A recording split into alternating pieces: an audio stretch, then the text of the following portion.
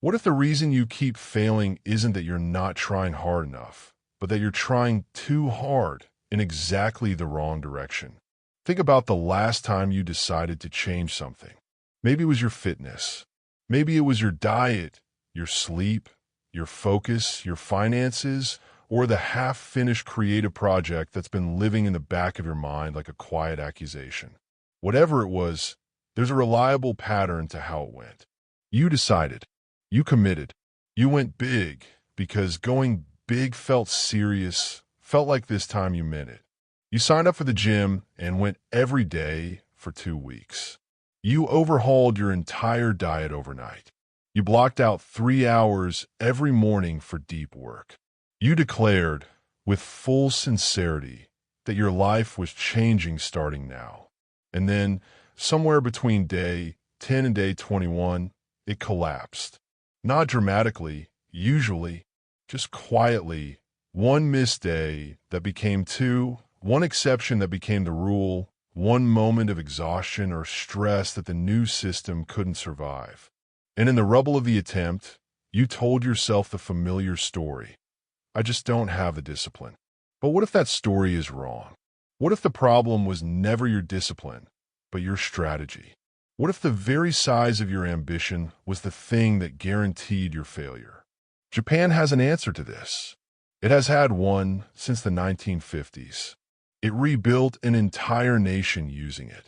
It transformed global manufacturing, surgery, software, sports, and personal development. It is deceptively simple, almost laughably modest in its demands, and it is more powerful than any extreme commitment you have ever made. It is called Kaizen, the word and its weight. Kaizen is composed of two kanji, kai, meaning change or revision, and zen, meaning good or virtue. Together, change for the better, or in the translation that has become standard in the West, continuous improvement. The concept is ancient in its roots. The philosophical disposition toward gradual refinement over dramatic transformation has deep connections to Buddhist and Confucian thought in Japan. But Kaizen as a formal practice was crystallized in the post-war period, largely through the influence of American quality management experts, most notably W. Edwards Deming and Joseph Uran, whose ideas were adopted with extraordinary seriousness by Japanese industry when the country was rebuilding from the devastation of World War II. Toyota is the institution most associated with Kaizen's formalization.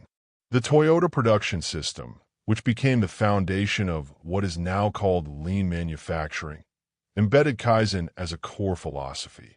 Every worker at every level was both empowered and expected to identify and implement small improvements in their process every single day.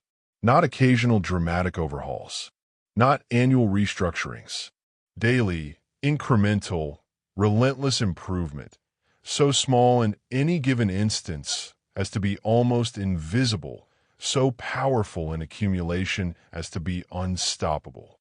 Toyota went from a war-damaged company to one of the most efficient manufacturing organizations in human history. Not through revolution, through Kaizen. But the principle did not stay in the factory. It spread into hospitals, into software development through agile methodology, into sports science, into personal development. Because the insight at the heart of Kaizen transcends industry. It is a truth about how change actually works in human systems, including the most complex human system of all, you. The mathematics of small. Before we go further, consider a number, 1%. 1% improvement per day. Not dramatic, not heroic, not the kind of change that makes for an inspiring social media post. Just 1%, so small you can barely measure it on any given day. Now consider what happens when you compound that 1% over a year. A 1% daily improvement, compounded over 365 days, produces a result that is 37 times better than where you started. Not 37% better, 37 times better. The mathematics of compounding, the same force that makes investment returns so powerful over decades, works identically on human capability, habit, and skill. The inverse is equally illuminating. A 1% daily decline, compounded over the same period, leaves you at roughly 3% of your starting capacity. The direction of your small daily choices, almost imperceptibly positive or negative, determines whether you compound toward excellence or toward atrophy. This is the mathematical argument for Kaizen. But the human argument is even more compelling. Why big changes fail? The neuroscience of overreach. The human brain is, among other things, a sophisticated threat detection system. It is exquisitely tuned to identify change, particularly rapid, dramatic change, as a potential threat. This is not a design flaw. For most of human evolutionary history, sudden dramatic changes in environment or behavior were genuinely dangerous. The organism that treated stability as the default and change as something to be approached cautiously had a survival advantage. This ancient wiring does not disappear because you've decided to overhaul your diet. When you make a dramatic change, slashing calories to near zero, committing to 2-hour daily workouts, restructuring your entire sleep schedule overnight, your nervous system registers the disruption and begins generating resistance. Cravings intensify, motivation collapses, sleep worsens, mood destabilizes.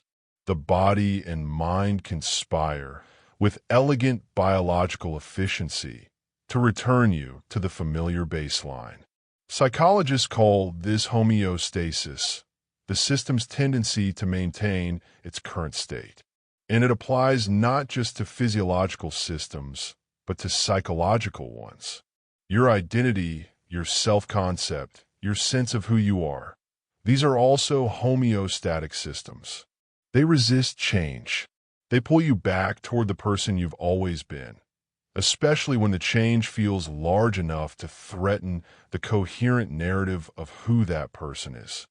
Kaizen bypasses homeostasis almost entirely.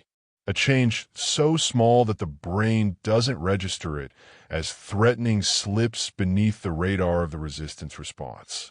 You don't feel the friction of dramatic change because you haven't made a dramatic change. You made a tiny one. And tomorrow, you'll make another tiny one. And the day after that. By the time the accumulation becomes visible, the new behavior has been integrated so smoothly that it feels like something you've always done, not something you're forcing yourself to do. This is not a weakness of Kaizen. It is the mechanism. The small change is not a compromise.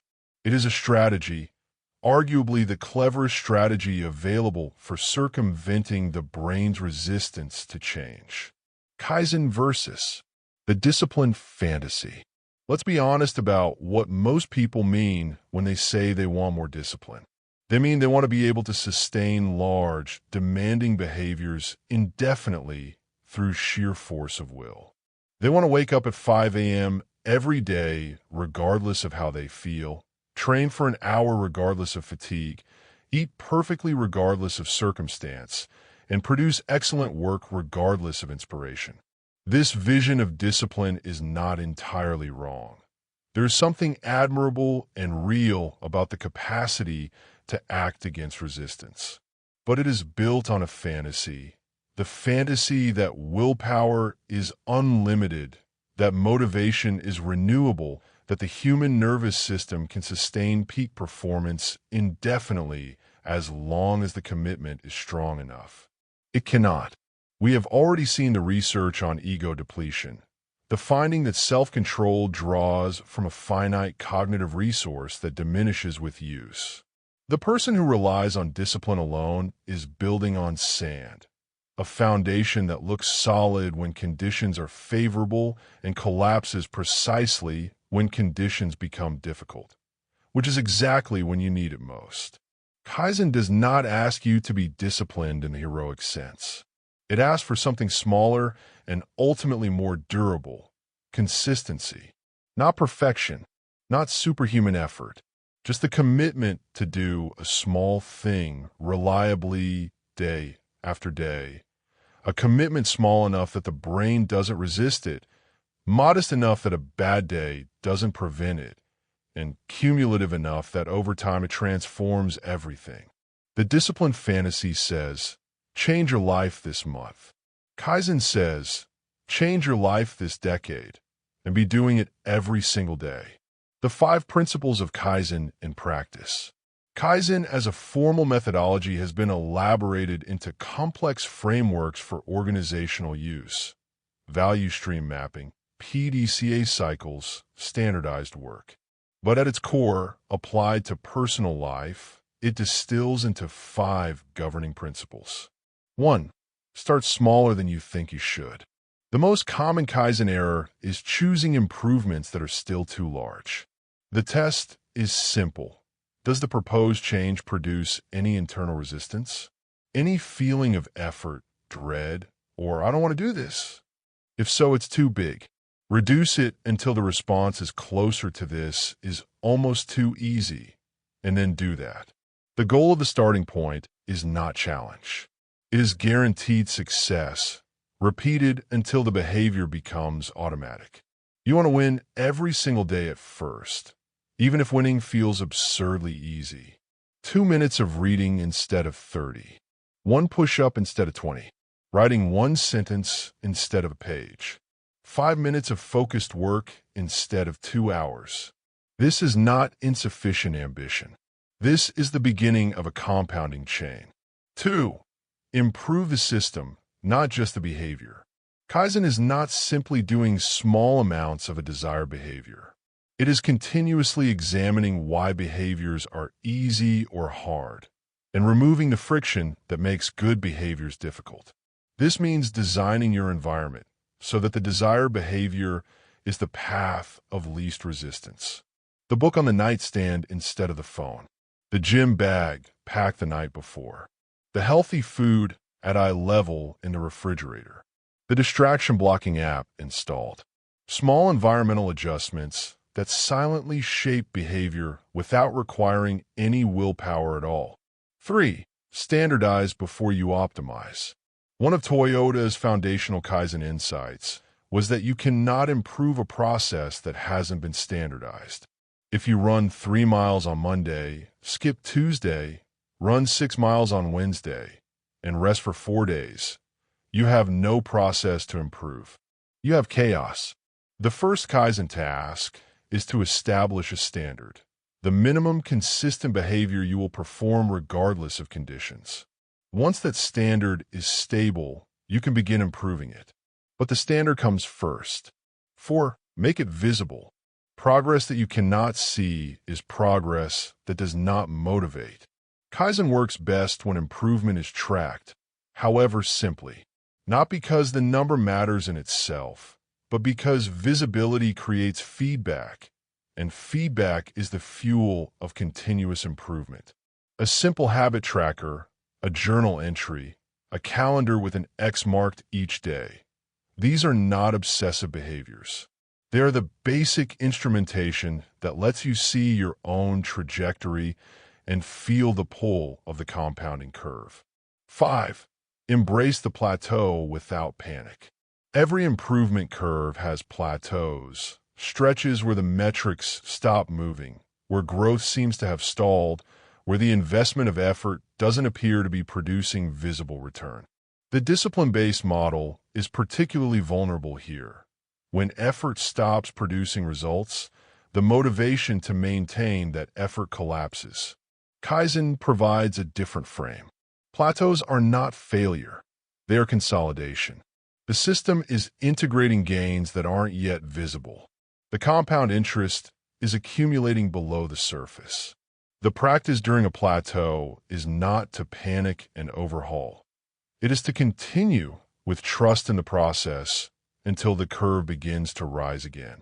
Kaizen in the real world, 3 transformations. The writer who couldn't write. A writer struggling with chronic procrastination and blank page paralysis applies Kaizen. 1 sentence per day. Not one page, not one paragraph, one sentence. So small it takes 30 seconds and produces almost no resistance. Within a month, the daily writing habit is so automatic that one sentence has expanded without effort to a paragraph, then to a page. The resistance dissolved not because it was overcome, but because it was never engaged. 6 months later, the writer has a completed first draft. They made it by never trying to write a book, only ever trying to write one sentence. The person who hated exercise, someone with a lifelong resistance to exercise, starts with one push-up per day. Just one. They do it every morning before getting out of bed. Within 2 weeks, one has become 5. Within a month, 5 has become 20. Within 3 months, they have a genuine exercise practice. Not because they summoned superhuman motivation, but because each increment was small enough to never trigger the brain's resistance response. They never had to overcome themselves. They simply kept showing up to the smallest possible version of the task. The anxious mind learning to meditate. A person who finds meditation impossibly frustrating, mind racing, unable to sit still, 3 minutes feeling like an eternity, begins with 60 seconds of still breathing per day. 1 minute, done at the same time each morning for 30 days. By the time 60 seconds has grown to 5 minutes and 5 minutes to 10, the nervous system has been gradually reconditioned. The capacity for stillness was never absent. It was simply approached from too far away, too fast. The compound life, what Kaizen builds toward. Here is what nobody talks about when they talk about Kaizen, the destination. Because Kaizen is so focused on the small, the daily, the incremental, it can sound like a philosophy for people who have given up on greatness. Like a resignation to modest outcomes, modest lives, modest ambitions. The opposite is true. Kaizen is the only reliable path to extraordinary outcomes, precisely because it is the only strategy that compounding can actually work on.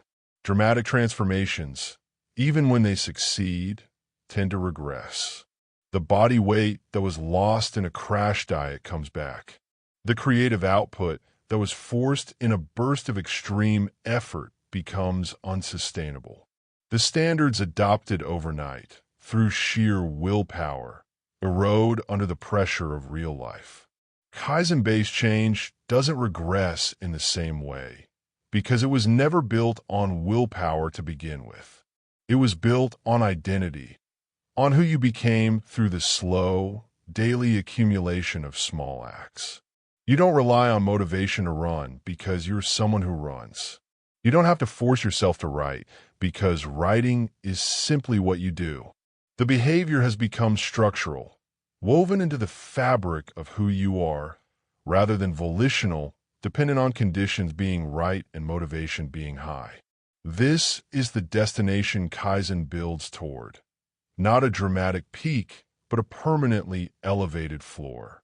A baseline level of health, skill, focus, and capability that keeps rising slowly, invisibly, unstoppably, because the process of improvement has itself become a habit. The question you need to ask yourself right now. Return to the beginning. The resolution that collapsed. The habit that didn't stick.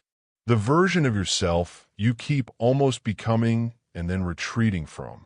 Now ask, not why weren't you disciplined enough, but how large was the change you were attempting? And beneath that, was there a version of this change so small it could not fail? Because there almost certainly was. There almost certainly is. A version so small it embarrasses you to consider it. So modest it seems like it couldn't possibly matter. So easy it feels like cheating. That version, the embarrassingly small, laughably modest, almost too easy version, is where Kaizen begins. Do it today. Do it again tomorrow. Do it the day after that, slightly better than the day before. You will not recognize yourself in a year, not because you forced a transformation, but because you trusted a process, ancient, proven, and patient, that was compounding on your behalf the entire time. Small daily improvements over time lead to stunning results. Masaaki Imai, father of Kaizen.